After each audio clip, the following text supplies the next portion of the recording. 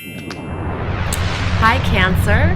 My name is Audrey Alison, and this is your January 2015 forecast for the month. Happy New Year and happy holidays. I am coming to you live from New Jersey, and I'm so happy to be here. Thanks for tuning in and for subscribing and sharing and being so supportive on this endeavor with me. Now, we have a tremendous amount of activity in the house that Aquarius governs for you, which is your 8th house, of transformation, property, sex, intimacy, taxes, legalities. So we're going to see how this applies to you. I know there's thousands of you, but we'll see how this sums up because there are a tremendous amount of personal planets traveling through your 8th house, as well as the sun and the new moon this month. So on the 3rd of January, Venus enters Aquarius. So the planet of love and money, finance, enters the 8th house of shared resources and intimacy. So Venus is working with you and beautifying this sector. She's a very sensual planet. She smooths over this sector. Excuse me. And also, she creates an ease to the sector she touches. So if you're going through any legal issues, divorce, settlement, property settlements, car accidents that needed to come through as far as, lawsuits and things like that. And I don't know why I'm saying that, so this is probably applying to some of you. Venus is going to almost insist that between the 3rd of January and her second transit of the 27th, those 24 days, this will manifest in this time. You could see this come through, a payout even. Also support in shared resources with business partners or endeavors regarding the career. Following her the next day is Mercury, who on the 4th enters Aquarius as well. So they'll be conjunct, Mercury and Venus, in the 8th house. Mercury is information and news and communications and the mind and intellect. In the 8th, receiving information regarding your shared resources, meeting your accountants for your taxes. The 8th house is taxes. This is that time of year. And if you want to get things handled real early, this would be a tremendous time between the 4th and the 20th, because Mercury will retrograde this year, which is when you do not want to get your taxes done or meet any type of attorneys or sign any contracts whatsoever. So on the 4th, Mercury's in this 8th house conjunct Venus. You have support to really handle negotiations, clients, anyone coming up with their own business ideas at this time, wanting to break free and start something on their own. You could have a lot of support with business loans and loans from just family or people who you would consider close to you. There's a lot of support for that as well. On the same day, on the 4th, we have our full moon at 14 degrees Cancer. This is you. So this is your first house. This is your first full moon of the year. There's an awareness here, an awakening, an illumination, an ending of something that you want to. Oh, guess what, Cancer? New Year's resolutions. If you want to quit something, if you want to put an end to something that you're doing to the self, to the body, to the core of your soul, smoking, too much of something, a pattern, a behavioral pattern, an emotional pattern, how you're projecting yourself, how you're communicating, how you are putting yourself out into the world. A full moon is going to allow you to see what needs to be seen or adjusted and go forward with that. You'll have a lot of luck right at the top of the month, the full moon in the 1st. On the 12th, Mars is entering Pisces. I like this for you, Cancer, because Pisces represents your foreign travel. So some of you might not have gone away for the holidays. You were probably very much at home, Cancer, where you find your home base, the nurturer. You just laid low. But now there's travel indicated for you. Mars is giving you energy and action for 60 days in the sector of the 9th house of foreign locations. But it's also the broadening of the mind and broadening the scope of what you can learn.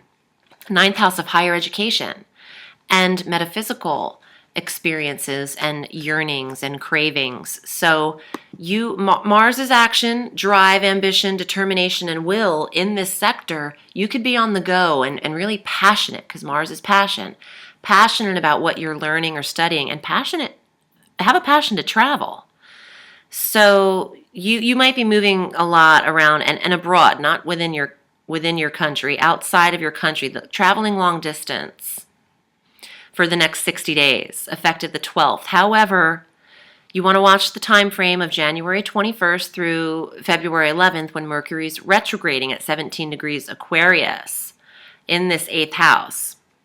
Not the 9th house of travel, your 8th house, but I'll get to that. I'm ahead of myself. Okay, so Mars goes into your 9th. You might want to watch any anger or aggression that you have while, abroad or studying, or you really can't have a lot of aggression in a metaphysical sense, so I don't feel like that necessarily applies, but Mars will give you stamina to want to experience foreign concepts or belief systems. You might be really encouraged to realign your spiritual beliefs at this time. On the 20th, the Sun enters Aquarius, as well as our new moon at 0 degrees Aquarius on the 20th in this 8th house. So it's sandwiched in between, the top of the month, where conjunct Mercury and Venus, the Sun and the new moon enter. You have a tremendous amount of support for your intimacy. New moon is a new intimate connection, but it's also new shared resources, new property. You could really want to purchase something new at this time and have the resources to do so. And also, the 8th house is taxes and government, legalities and things like that. So getting your taxes handled and all that stuff necessary from last year could really be smooth up until on that new moon. But Mercury retrogrades the next day. Okay, the new moon's at 0 degrees, which is initiating something very new. And the new moon doesn't have to be at 0 degrees. It can range between 0 and 30 degrees. So these new moons that we've been having at 0 degrees these last few months are establishing a new pattern in these sectors that they touch. They want us ascending to a new level and to really approach this life path in a new way than our old belief systems were kind of patterning us, if that's a word, a verb, into how we handled life. It's time to approach things in a new way. And with this new moon in the 8th, it's affecting how you are intimate, how you are handling your intimate relationships, or how you are handling your property and the selling of your property, or the property you are receiving. Mercury retrogrades in this 8th house from the 21st through the 11th. Really would advise against signing any contracts at that time. I would watch the communications at that time, but also I'm getting that for those of you who have to sell a home, you might want to put this off until after mid-February, because you could actually find, this might apply to someone. Someone wants to buy your house and goes through every single detail to do so, but then backs out at the last minute. There's a lot of, green light, and then absolutely halt with the Mercury retrograde. So you want to watch going forward with contracts and things like that during that time. Now, on the 27th, Venus is entering Pisces in this 9th house again, where she'll conjunct Mars. She'll meet up with him where he's there, and you'll probably want to be on the go. Not the best time for travel in the retrograde, though, but you could think about it. But, with Venus there, she's beautifying almost the educational system for you. Anyone in school is really loving Mars and Venus in the 9th, because you have the stimulation and the beautification and the smoothing over. Your studies are going exceptionally well. For those of you who are getting masters and certified, higher education, this is a beautiful placement for you, Cancer. I'd like to see what your cards say and see what comes up for you. I wouldn't be surprised if I get a lot of shared resources cards, the coin cards, and perhaps some travel cards. So we'll see what comes up. And as usual, if you'd like a reading with me, I'm available at audreyallison.com and on Facebook at Audrey Allison Astrology and Tarot. All right, Cancer, 2015.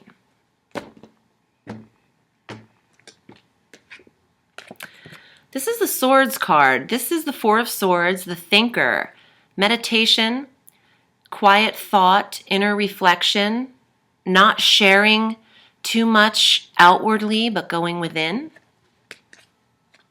Another Swords card, the Knight of Swords. Cutting off what no longer serves you. Also, excuse me, this could be an attorney.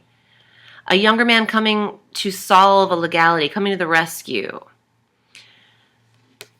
And since you have the 8th house lit up, that is law and legal situations. So let me see what else comes up. Here's your coins. 3 of Coins. The creator, the artist, getting paid, getting finances and paid for creating something that you have a talent or an innate skill to do. See how he's drawing? Or he's like an artist, he's sketching, but he's sketching, but he's also, got this vista to look out on, this property, this land that he's calmly, it's inspiring him, is what I'm hearing. And the moon, your intuition. And this is your full moon, the 1st house in Cancer. Oh, this is the Cancer. This is the crab. This is, I have the chills. Okay, so mark the 4th on your calendar because this is a timeline for me, for you. And this is the card representing, this is Cancer's full moon because this is your astrological animal. And this is the intuitive process. You're actually, you are intuitively led. The 8th house is a very quiet house, as well as the 12th and the 4th. But the 8th and the 12th are the, go inward, handle your business, heed your intuition, which is what the moon is in particular, guidance, intuition, and psychic ability. But now since this, the full moon is in Cancer, but this moon on here isn't full, it's new. Now, the new moon is on the 20th at 0 degrees in your 8th house of quiet ability. So there's a little bit of a, it just makes such sense. Both of these moons on the 4th and the 20th, they're inspiring for you. And I'm getting that word. There's an inspiration coming this month. You're inspired in January internally. So trust your intuition always, but particularly this month. And something's developing, property-wise or legally. And I would really recommend handling your taxes in advance and getting them done, or waiting until after the retrograde of next February 11th through the end. But honestly, since this is a January scope, the best time to handle all of that very smoothly is when Venus is conjunct the Sun around the 12th or the 15th through the 20th. Thanks so much, Cancer. I hope you had a beautiful holiday, and I will see you next February. Happy New Year. Have a sweet day.